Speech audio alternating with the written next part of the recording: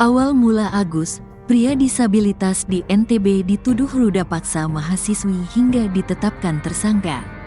Awal mula pria disabilitas yang tidak mempunyai tangan berinisial IWAS alias Agus, 21, dituduh ruda paksa seorang mahasiswi di Mataram, Nusa Tenggara Barat hingga ditetapkan tersangka.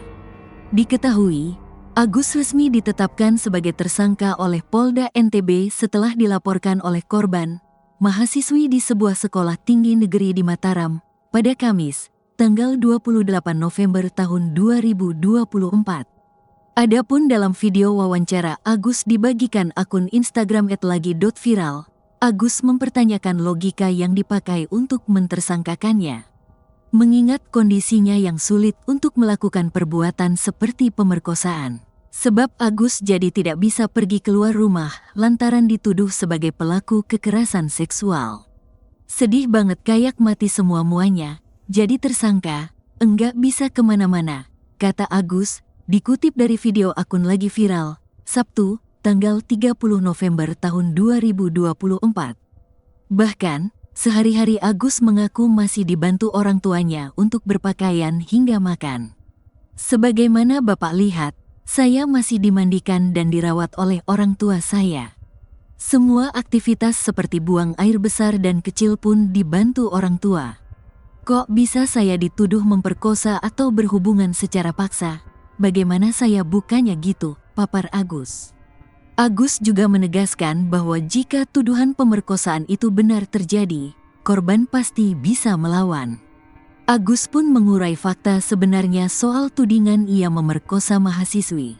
Awalnya di awal Oktober tahun 2024 lalu, Agus bertemu dengan seorang mahasiswi di kampusnya. Kala itu Agus minta bantuan ke wanita tersebut untuk mengantarkannya ke kampus setelah makan siang. Setelah saya membeli makan dan minuman, saya duduk sebentar, saya ingin kembali ke kampus. Kendala saya capek jalan tidak kuat.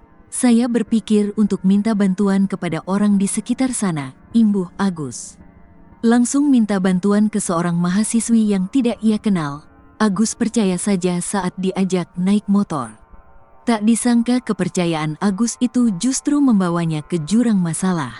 Agus mengaku tiba-tiba dibawa ke sebuah penginapan oleh mahasiswi tersebut. Berjalan ke Islamic Center, tapi mengejutkan kok muter 3 kali di Islamic Center. Tapi saya santai enggak berpikiran aneh-aneh karena bersyukur dia mau bantu. Udah muter 3 kali, balik lagi ke jalan yang sama. Saya ingin bertanya mau kemana ini tapi enggak enak, saya diam aja. Terus muter, kok tiba-tiba sampailah di homestay enggak jauh dari Udayana, ucap Agus. Disuruh masuk ke kamar, Agus kian terkejut saat tiba-tiba pakaiannya dilucuti sang mahasiswi. Agus lantas menceritakan kronologi dirinya dilecehkan oleh sang mahasiswi. Saya kaget dia membuka baju, celana saya. Saya diam dengan kebingungan. Dia membuka juga bajunya. Agus disuruh tidur di kasur gini, kata Agus. Setelah dipaksa diam untuk berhubungan badan, Agus lemas tanpa bisa bertanya banyak ke sang mahasiswi. Agus akhirnya diajak keluar penginapan oleh mahasiswi tersebut dan kembali ke kampus. Kembali diboncengi motor oleh sang mahasiswi, Agus tersentak saat tiba-tiba ia berhenti di dekat Islamic Center kampus.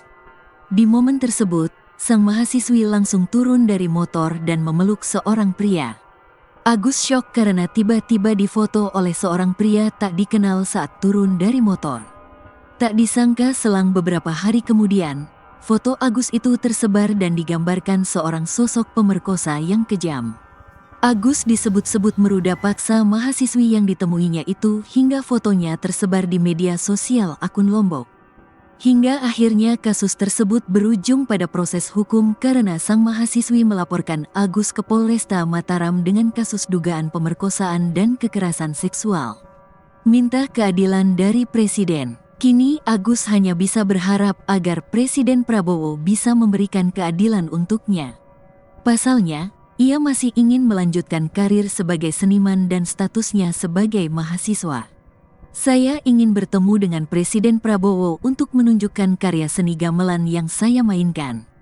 Walaupun saya hanya bisa menggunakan jari-jari kaki saya ingin membuat Presiden bangga dan mungkin bisa dikenal oleh dunia, ujar Agus, dilansir dari YouTube official iNews.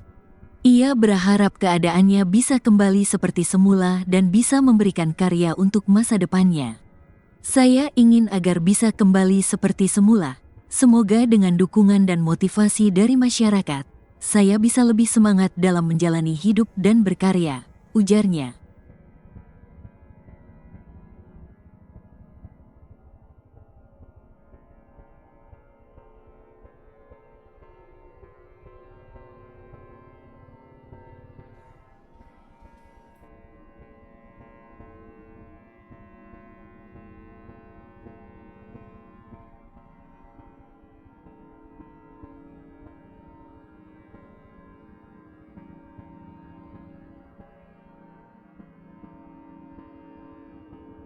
Agus, pemuda tanpa tangan, ditetapkan tersangka pemerkosaan 2 wanita, tiap hari buang air dibantu ibu.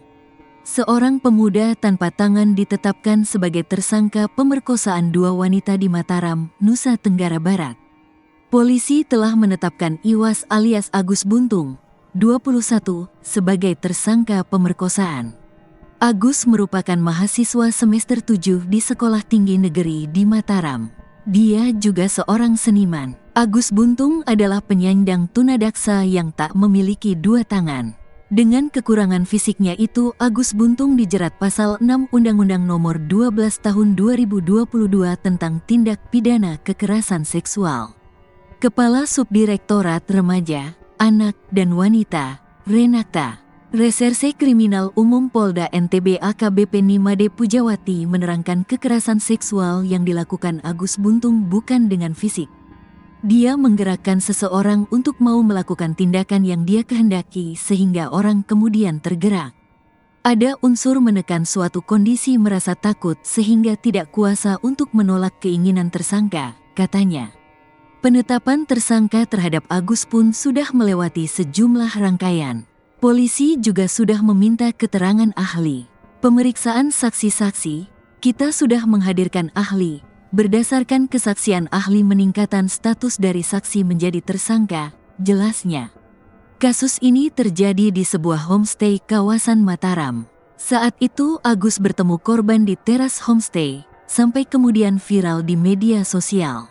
Agus Buntung bercerita dengan kondisinya yang tidak memiliki tangan. Ia beraktivitas masih dibantu sang ibu. Keadaan saya seperti ini, saya masih dimandiin orang tua, buang air dibukain orang tua, makan disuapi, dibukain baju sama orang tua, kata Agus Buntung. Dengan ketidakmampuannya dalam melakukan aktivitas itu, Agus merasa heras atas keputusan polisi. Kok bisa saya dibilang memperkosa?